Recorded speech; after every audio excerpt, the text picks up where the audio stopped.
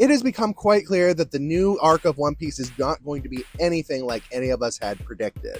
Now that we've officially closed out Egghead and are moving on towards the next arc, the fact that it has gone the way that it has within only one chapter is just flabbergasting. I mean, One Piece usually throws us curveballs, but this one was just exceptional. Basically separating part of the crew away from itself, and then also twisting it that we don't even know where they are beginning is such an Oda move that none of us actually saw it coming again.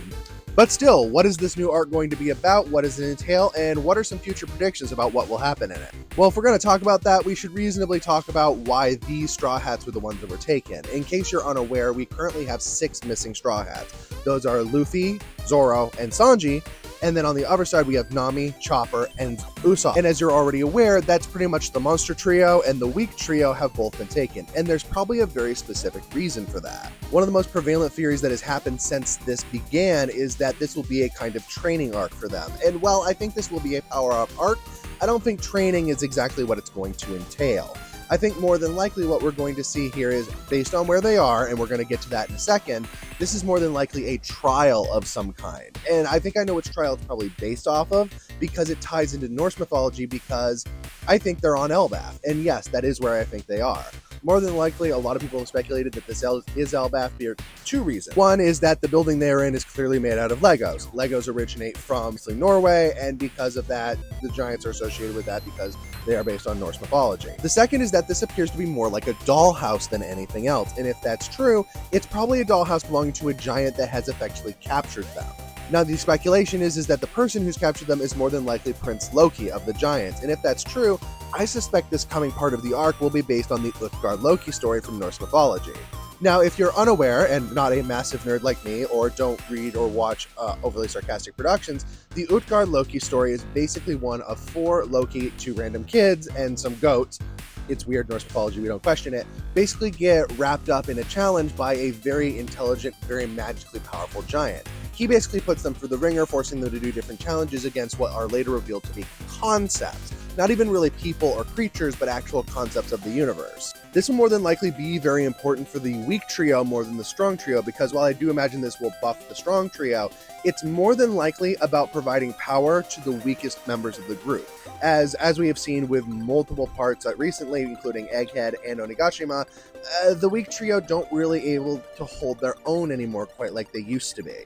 That doesn't mean they haven't had stellar moments, it does mean that they're not keeping up with the pace of the others. I would actually go so far as to say that I think that this might be where we start seeing the God Fruits theory pay off, one that I subscribe to for quite a while now, that all of the weak trio will end up with God Fruits, and this is where it'll start, probably for both Chopper and Usopp, but maybe also for Nami, as I think her fruit is still a little ways away. But these power-up theories are not the only thing that Elbaf is going to leave us with. Much rather, instead, the arc leaves us with a rather large opportunity for, let's say, both crew expansion and adventuring, because of 2 reasons, and they're both connected to the same item.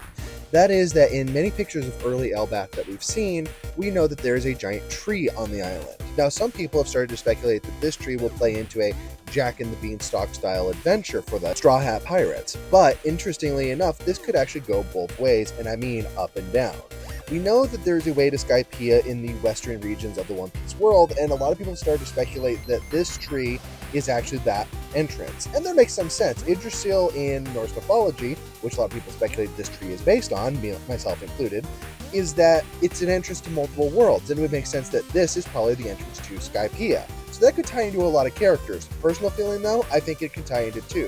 One is the Mad Monk Rouge, possible, we haven't really gotten much from him and he still seems like he'd be important. But then also Vivi. We know Vivi is in the air right now because she's with Big News Morgan, and this could be the perfect opportunity for her to essentially reunite with the Straw Hats depending on which way they go in the tree. But you might be asking, what does going down mean?